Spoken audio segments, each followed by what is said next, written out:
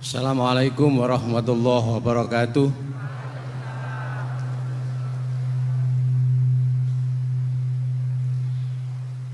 Yang saya ingin tanyakan kepada Gus Baha, saya itu sering ngaji lewat YouTube panjenengan Gus.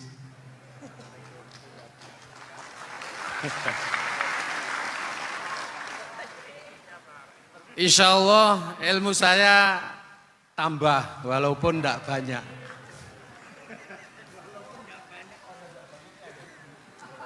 Yang saya tanyakan, nopo ilmu kula niki barokah?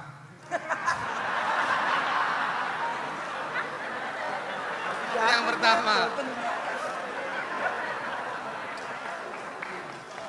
karena saya ngaji lewat YouTube panjenengan, saya tidak izin.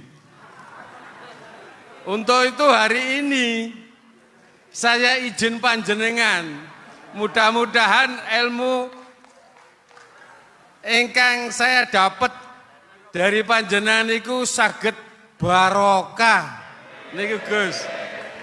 Terima kasih. Wassalamualaikum warahmatullahi wabarakatuh. Waalaikumsalam warahmatullahi wabarakatuh. Langsung mohon Gus nggih, yang satunya dulu. Siapa aja? Oh gitu. Monggo Gus. Itu tetap barokah dan kebaikan itu mah nggak perlu minta izin. Kalau kebaikan minta izin jadi repot. Jadi kalau dalam kitab fikih disebut iktifaan bil izni syar'i, karena syara akan selalu memberi izin sama kebaikan. Itu udah hanya masalah YouTube sampean. Tadi melihat wajah Gus Ali ibadah, pamit dulu. Nanti kalau ada orang alim lewat mau lihat juga pamit dulu. Lama-lama mau baca sholawat, ya Rasulullah pamit dulu mau baca sholawat. Jadi semua kebaikan itu cukup iktifaan bil izni syar'i. Ya jelas ini ya. Ya. Oke, terima kasih. Jangan lupa pulsane tuku dhewe lek ndelok YouTube. Wifi-nya juga jangan nyolong, harus passwordnya izin kepada yang punya wifi. Baru nanti 100% barokah. Mbak yang belakang bisa berdiri, yang mau tanya tadi. Ya, silakan. Bismillahirrahmanirrahim. Assalamualaikum warahmatullahi wabarakatuh. Mohon izin Yai Gus, saya di sini mau tanya. Selain sebagai pelajar santri, saya juga sebagai seorang mahasiswi di salah satu universitas di Surabaya. Yang saya tanyakan sebagai pemuda milenial, kita semua tahu bagaimana keadaan demokrasi negara Indonesia saat ini. Yang saya tanyakan bentuk dari hubul waton minal iman.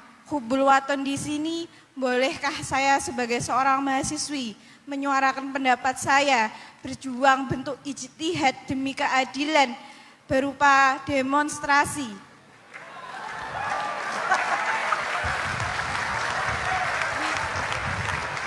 Ngapunten, yang saya tanyakan di sini bagaimana menurut Gus, apakah saya melakukan demonstrasi ini sudah baik atau sangat baik atau mungkin perlu dikaji kembali. Terima kasih. Wassalamualaikum warahmatullahi wabarakatuh. Hubungan antara demonstrasi dan hubbul wadon minal iman. Hah? Oh ya, hubbul wadon minal iman. Monggo Gus.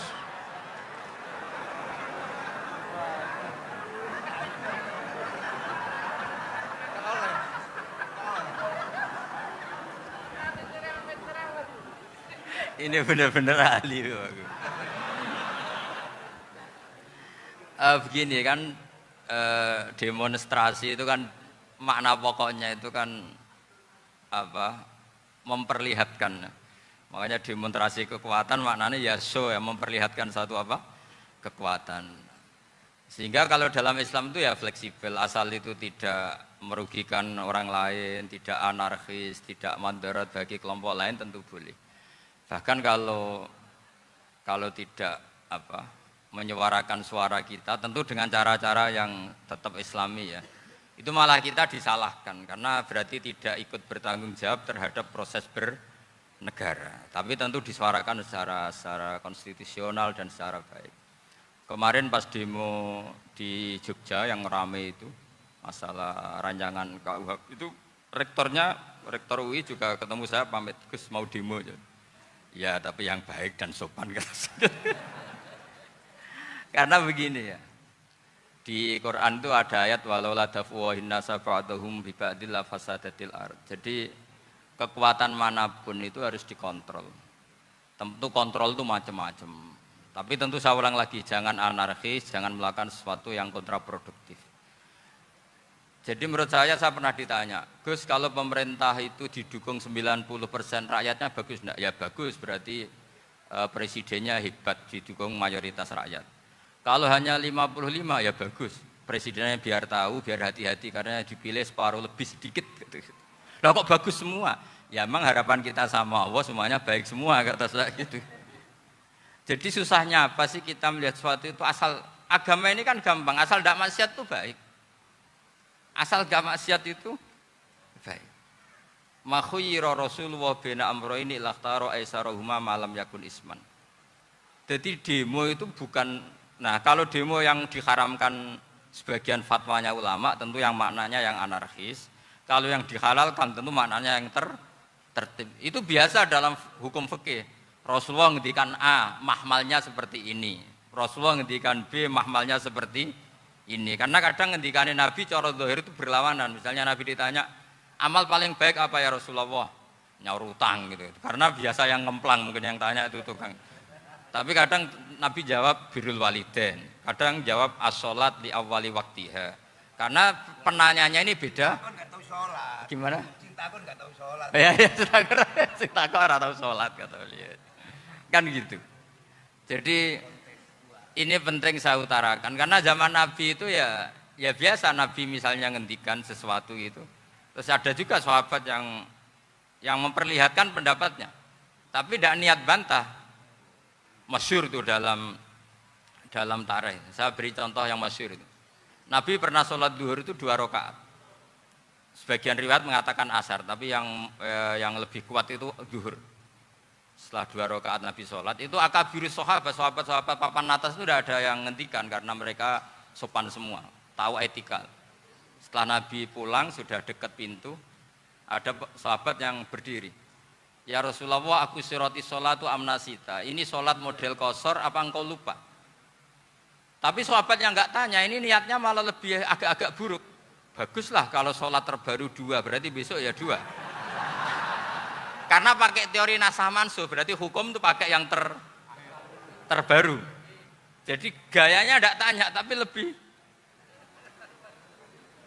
Sama mungkin yang setuju undang-undang tadi ya tentang rumah tangga, kalau istri gak mau dikumpuli tetap dipaksa, nanti suaminya bisa dilaporkan ke pengadilan gitu. Saya pasti mikir saya bukan masalah pengadilannya, pasti istrinya cantik. Kalau jelek kan gak mungkin dipaksa.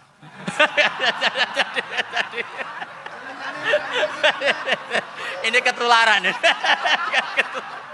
Jadi saya cara berpikir tuh jadi tak pikir lucunya saja, bukan pikir seriusnya. Ketularan ya sudah ketularan. Karena keburukan itu mudah nular.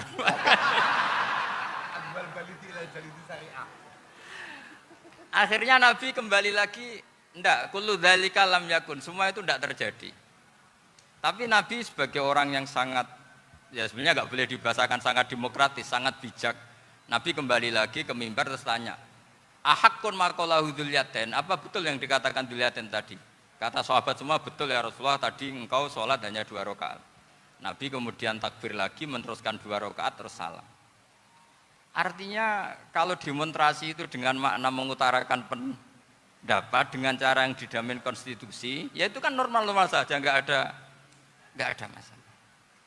Saya pernah daerahno Bapak, itu ada pertanyaan yang benar-benar mengusik saya. Ada orang miskin datang ke Bapak, Pak Yai, dadi wong melarat itu ora enak.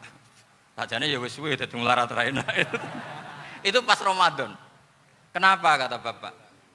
Bapak saya itu teman akrabnya Gus Ali, itu senengane ya guyon, mau meninggal aja masih guyon. Bapak itu guyon terus. Kenapa aja? Sudah puasa enggak makan, buruh orang macul itu kan berat. mau istirahat gak boleh karena buruh orang. Enak jadi wong sugih puasa diam di rumah gini-gini terus kata bapak saya gini, enak wong melarat. Jadi wong sugih nak poso berat. Kok sakit ya? Besok mangan pecel, awan rawon, engkok sore sidik sate. Jadi yang harus ditinggalkan itu banyak. Nak sampean kan biasa meninggalkan itu semua. Semenjak itu dia, oh iya, nak ngono podo-podo abot. Jadi hasutnya pada orang kaya terus nggak ada. Nah ini pentingnya ilmu, jadi pentingnya pendamping tadi itu. Setelah diberi jelasan, oh maturuni ternyata podo-podo abot gitu. Dia nggak tahu susahnya jadi orang kaya. Ya sama seperti tadi, yai saya puasa, kerja gini-gini, bojo sitok elek, terus jadi yang bojone 4 cantik semua abot aku. Karena harus ninggalkan 4 yang cantik tadi, yang bisa menghidupkan tadi itu.